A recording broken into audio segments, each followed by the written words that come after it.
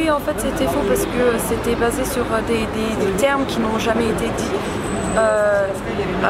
Et que en fait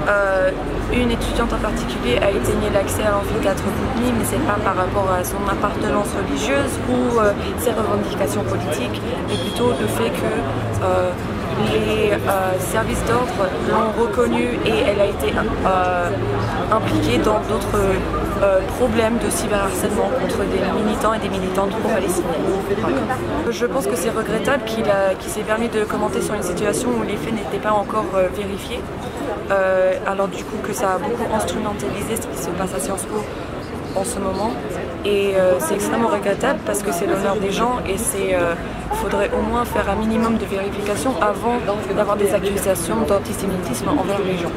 Parce qu'il dénonce la polémique qui a été montée par l'extrême droite, relayée par le gouvernement et par une partie des médias français pour faire croire